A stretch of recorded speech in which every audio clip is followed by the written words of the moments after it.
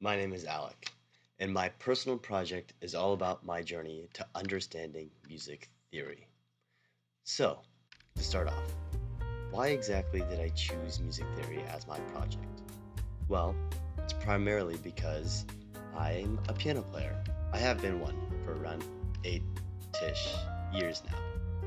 Also, music's pretty darn cool, so why not?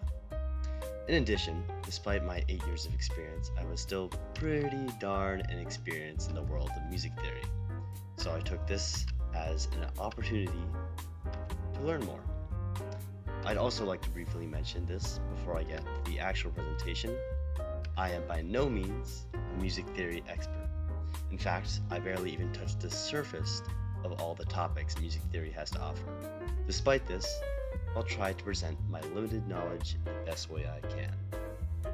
But, first off, before I'd really begin, I'd like to let it be known that music theory is probably one of the most boring, nerdiest, uninteresting topics to ever exist. If you're not interested in it, that is.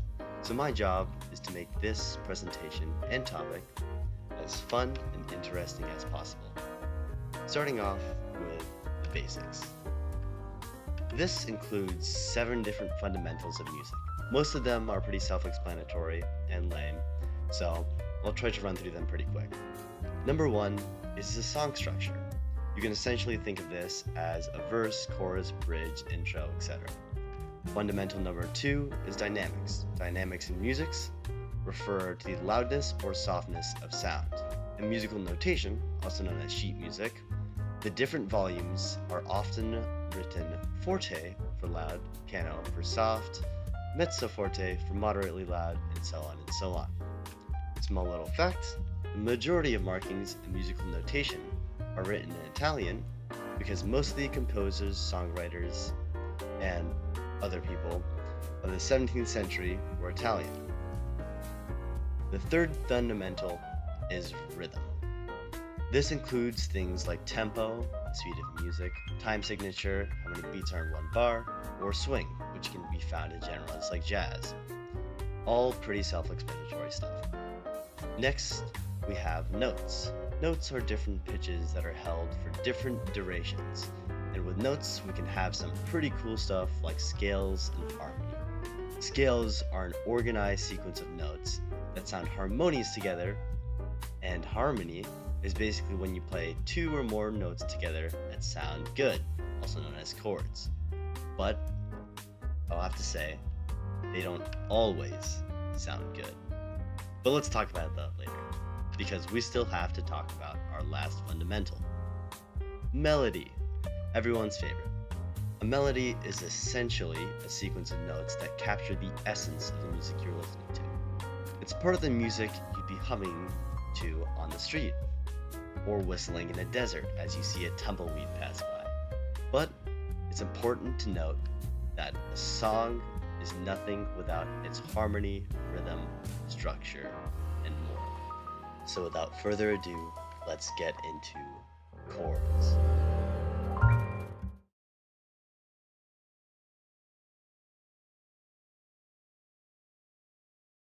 Just to review, a chord is when multiple notes are being played at the same time. So this is not a chord, but this is a chord. And in music, there are hundreds upon thousands of different chords. And I'm really not exaggerating when I say hundreds.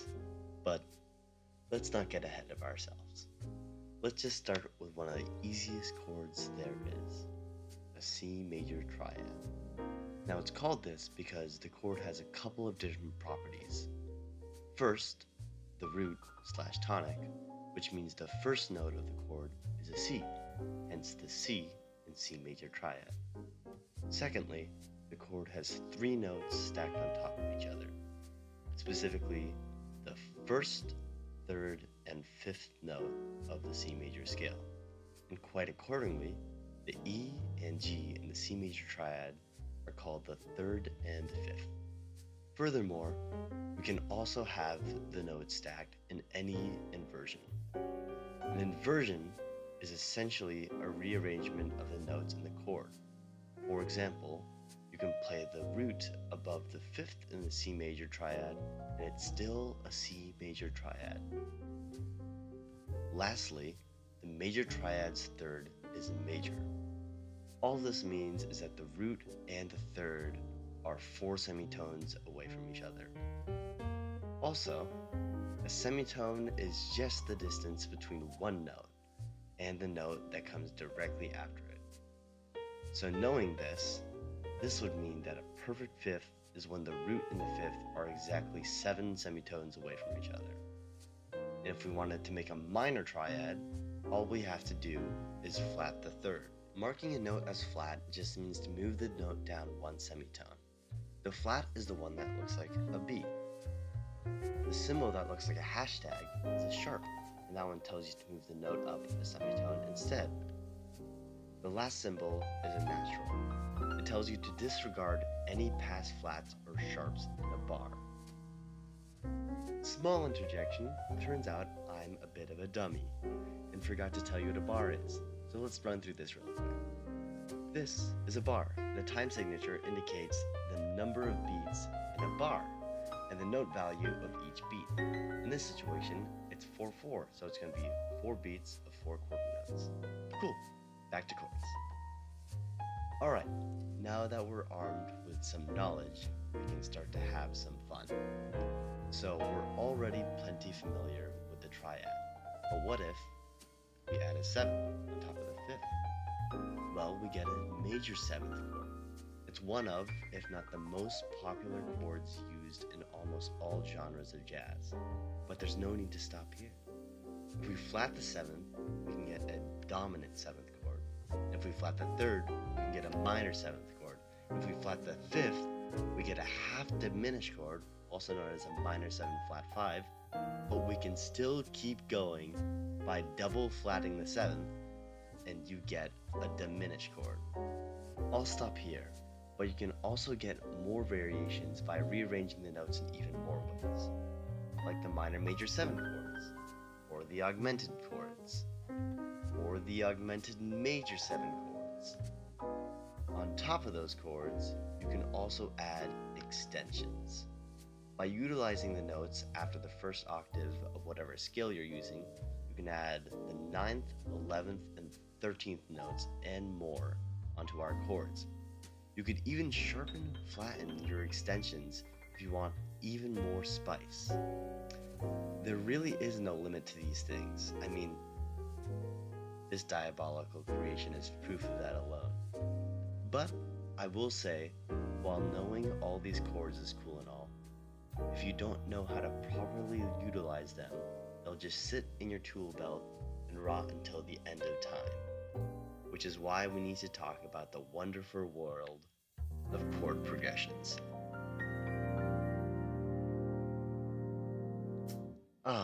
Chord progressions. My beloved. Now, in all seriousness, and all things music related, you can make a very strong argument that chord progressions are the most important aspect of a song, even more important than the melody. I'm not saying that it is, but you could make a solid case for it. And part of that case lies in the fact that the chord progression of a song essentially acts as the skeleton for the rest of the music. First, let's define what a chord progression is. Chord progressions are a set of chords played in an organized sequence that add harmonic content and movement to a song.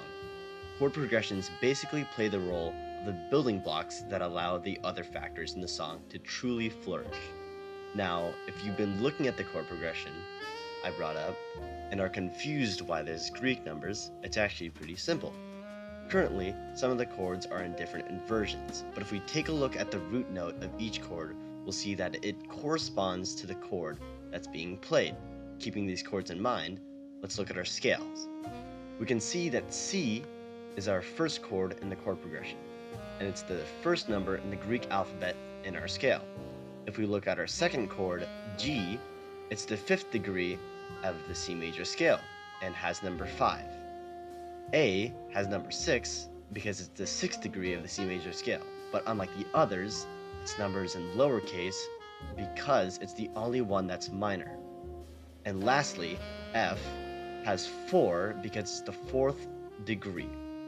I'd also like to note that the chord progression being used is a 1-5-6-4-1, and it's probably one of the most used chord progressions in our time.